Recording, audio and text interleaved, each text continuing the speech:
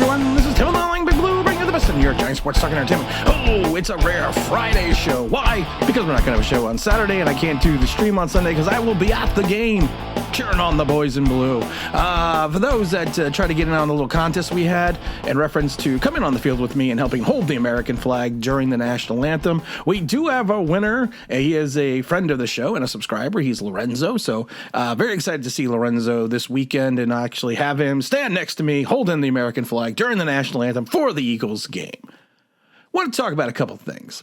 I want to talk about do the Giants trust, or do the brain trust, or even does Daboll trust Daniel Jones? And I think it's a question that needs to be addressed. I think it's a question that needs to be looked at. I know there was a couple articles this week about reference to, does he trust his quarterback? And honestly, if you take a look at it, and you take a look at it from afar, and you take a step back, and you look at it not as a Giant fan, but as an NFL fan, the answer is probably going to be no. You look at the fact that Daniel Jones completed 15 passes behind the line of scrimmage last week. And people will blame the offensive line. People will blame the lack of weapons. And I've said it a million times before. Skip Bayless said it best, that if you continuously complain about the fact that you don't have an offensive line and you don't have weapons, then you don't have a quarterback. Because the quarterback's job is to make those around him better. That's why he gets paid the most amount of money. But Daboll never comes out and says directly that he trusts Daniel Jones. He was asked, does he trust this team? Does he trust the offense? Does he trust Daniel Jones? And he says, I trust the offense and I trust the supporting cast. That's not really coming out and professing his love for his quarterback. And I think that's interesting because if you go back to 1986 when Phil Simms was in that rut before the Minnesota game, Bill Parcells talked about how Phil Simms was his guy, how Phil Simms was his quarterback, how Phil Simms was still his guy. He wasn't benching him, and he told Phil to go out and just sling it. But he spoke glowingly about Phil Simms to the media. He never sat there and said, no, Phil Simms is not my quarterback.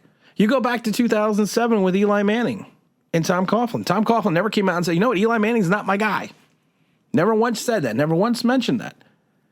He always talked about his trust for Eli, his trust for the process, his trust on his defense, his trust on everything. He never came out and said, you know what, Eli's just not the guy. Now, of course, you're never going to fully come out and say you're against your quarterback. But I find it interesting that Brian Daboll never fully commits to Daniel Jones. And I also find it interesting that Shane never commits to Daniel Jones. Shane, during the bye week, had mentioned that he had been in touch with Saquon Barkley's management team, and now how he was working with Saquon Barkley's management team to try to get an extension done. And they were not going to talk any type of extension until after the season if they didn't get it done by the bye week. And then when he talked about Daniel Jones, someone mentioned, hey, what about Daniel Jones? And Shane came out and said, we haven't discussed anything with Daniel Jones' management team. That's interesting. That is an interesting comment. You can talk about all you want. You could talk about philosophy. You could talk about everything you want with Daniel Jones. But if you err on the side of caution, you have to think about it this way. You have now had 2 head coaches, 3 different offensive coordinators, because you do have to count Freddie Kitchen, that all put Daniel Jones in a box. And this box is, don't let him lose the game. That's the box. And people are going to talk about all the game-winning drives he had. Yeah, one of the game-winning drives, he threw 1 pass in the fourth quarter. Most of those times of those game-winning drives, it's Saquon Barkley or Jones running the ball. That's not a sustainable way to win in the NFL. And we just need to be honest about that. We do. And you could talk about how he needs more weapons and how he has wide receivers and how Josh Allen wasn't Josh Allen until Stephon Diggs came around. But Josh Allen was still playing well without Diggs. He's better with him, but he plays well without him as well. So you have to look at these things. You have to figure these things out. Odell Beckham on Thursday Night Football said that him and Saquon Barkley have some unfinished business. They never got to get their stuff together. They never got to do what they needed to do in New York. Jerry Jones basically came out and said that OBJ's damaged goods, that he's not ready to work out, that he probably won't be ready to the playoffs, and he's looking to only be ready to play in the playoffs. He doesn't want to play in the regular season. Why would anyone be interested then in bringing in OBJ if you have no You're going to bring in a rusty OBJ for a one playoff game and then give him $20 million over the next 3 years?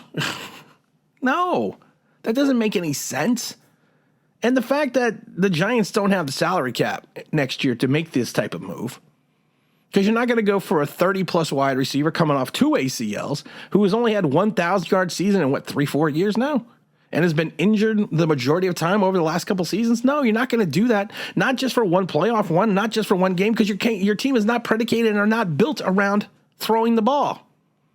It's playing defense, holding the other team, running the ball, maintaining time of possession, and working it that way. That's the way this team is built. That's the way this team is designed. And bringing in OBJ is not going to change that whatsoever. And I think some people just need to finally, finally let it go, let it go. New York Giants, we want to talk about the injury report coming out. Well, we got some updates coming up in here. Let's see here. We had a surprise addition to the injury report. Saquon Barkley was added. He was limited. He has a neck injury, evidently. It's unclear if his injury is related to the shoulder issue he suffered a couple years back. Another Giant news, defensive lineman Leonard Williams has a neck. Dory Jackson still dealing with a knee. You got a big old Joshua with the neck. They remain unable to practice this week, so they're probably not going to be ready for the Eagle game. You got Bredesen, who is about halfway through his 21-day window before being designated for return from the IR. So that's another interesting thing to look at. I mean, you got limited practice. You got Darnay Holmes with the shoulder, Richie James with the knee, Nick McLeod with the hamstring, and you got Barkley with the neck, which is interesting because without Barkley, we could have some problems. Full partition of practice. We also had Kenny G with the illness. We had Mark Lewinsky, who has not injury related, missed the practice. Same with Dexter Lawrence. Same with Julian Love. It is what it is. This is going to be a tough game. This is going to be a tough road to hoe. I think the Giants know this. I think Brian Daboll knows it. He basically came out and said yesterday or today, I can't remember what it was, when he was asked about what scares him about the Eagles, he basically says everything. Because they are a well-rounded 11-1 team with a good quarterback.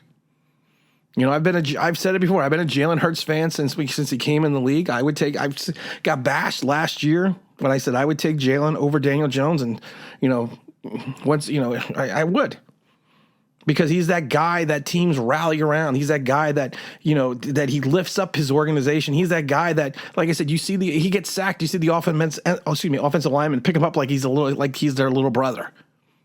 Sometimes there are just some guys that you just want to play for. And I'm not saying the Giants don't want to play for Daniel Jones. I'm not saying that, but you could tell that they rally around Jalen, that Jalen leads the way, that is part of their persona is Jalen. And he has that infectious personality. So, I mean, it's going to be a tough road to hoe. I may do a short on Saturday in reference to what my prediction is. Also, we'll do the guess the score prediction. No one's won this year. We had one person who won, but they forgot to actually they got the score right. They just didn't say what team. So make sure when we do this, you do the score and the winning team.